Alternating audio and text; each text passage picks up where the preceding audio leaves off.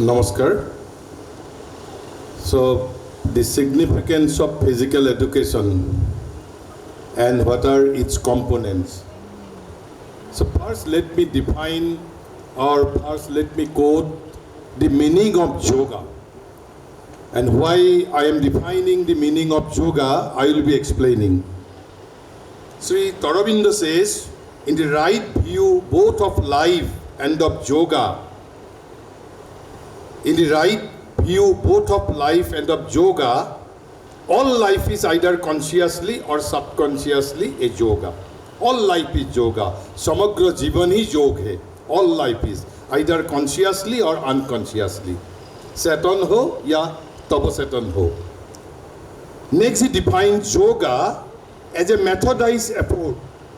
As a methodized effort towards self-perfection by the expression of the sacred potentialities latent in the being. So here he has spoken about three things. First one is methodized effort. Number one, yoga is nothing but a methodized effort. And what is its aim? Its aim is self-perfection. And what is the process? By the expression of the latent potentialities within the being. Antarnihit samartha ka vikas. Antarnihit samartha ka vikas एक methodized effort है और उसका लक्ष्य क्या है? Self perfection. But he has added another aim. He has added another aim, and that is the highest condition of victory in that effort. What is the highest victory of that self perfection? It is the union. It is the union of the human individual with the universal and transcendental existence we see partially expressed in man and in the cosmos. So, there are two objectives. One is self-perfection, and the highest victory is the union with the universal divine and the transcendental divine. And the method is by the expression of the latent potentialities within the being. And whole yoga is nothing but a methodized effort. Professor Kirit Joshi had always been insisting that the four things in India, Indian yoga, Indian spirituality, Indian culture, and Indian education, these four things are identical things. This is also the aims, process of Indian culture, ultimate and deeper and profound meaning of Indian culture. This is also the meaning and ultimate aim of all education. This is also the meaning and aim of Indian spiritualities, and this is also the meaning and ultimate aim of Indian yoga. So,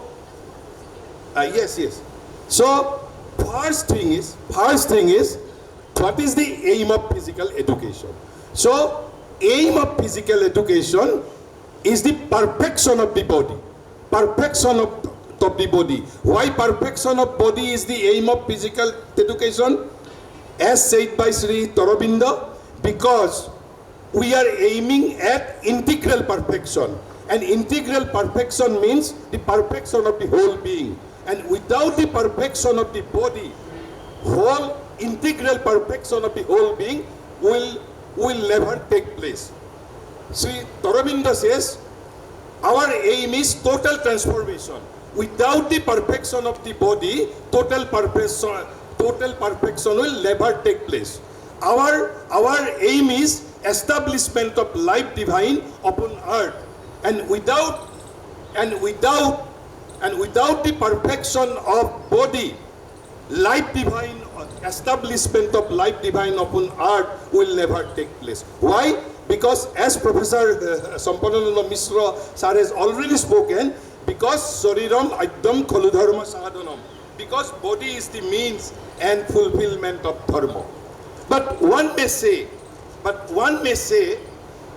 and let me discuss these things from the mother's writing, one may say that the body is inert thing. So why perfection is needed in respect of body? Because our body is deep and dumb. But mother says Body has no discerning capacity. Body is a docile instrument. Body is a docile instrument. Body has no discerning capacity. Body cannot decide. With regard to whom? With regard to its masters. And who are its masters? The mind and the vital. The mind and the vital are the masters of the body. And body has no discerning capacity. And therefore, body obeys its masters blindly. Therefore, the body obeys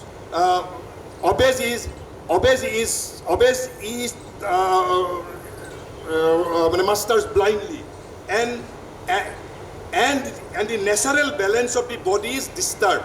Why it is disturbed? Creating in it fatigue, exhaustion, and disease by the mind. By the mind. By the mind, why? By the mind with its dogmas and with its arbitrary principles. So natural balance of the body is disturbed by the very master. Very master, the culprit is mind. Mind with its dogmas and with its arbitrary principle, says the mother. And by the vital with its passions, its excesses, and the dissipations. So body has to be freed. Body has to be freed from this tyranny through a constant union with the psychic center of the being. So please you refer to the definition of the yoga. So body consciousness has to unite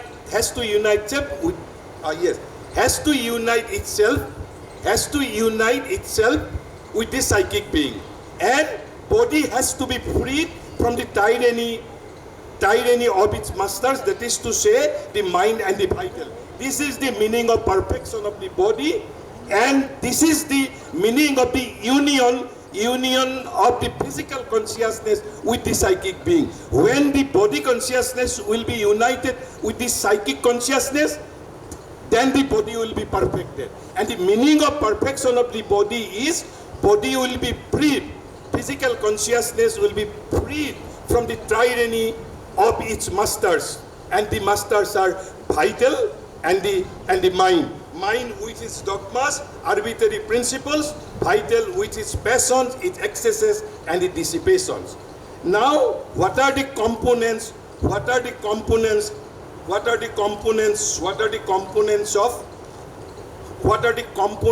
of physical consciousness? There are three components. There are three components of the physical education. What are those three components? One is control. Second one is development. And the third one is correction. Control of the body consciousness. Control of the imperfect movement of the body. The body can niyantran. Control of the imperfect body. So, the control and discipline of the functioning of the body is the first component. Second component, development. Development of what? An integral, methodical, and harmonious development of all the parts and movements of the body. And the third aspect is the correction of any defects and the deformities. So there are three components. One is control, second one is development, and third one is correction. And another mother has said about two things. One is, in order to perfect physical consciousness, we have to have a minimum knowledge of the human body. A minimum knowledge of the human body. And the second aspect is observing the functioning of the integral organs. Observing the functions of the integral organs. So, in a nutshell, this is why body needs education. That is to say, why body has to be perfected. Because body has to be perfected. Because body has to be free. Physical consciousness has to be freed from the tyranny of its masters. And who are its masters? Mind and the vital. And how it could be freed? It could be freed through the control, then the development, and through the correction. So this is in nutshell, and with these words, let me conclude here. Thank you.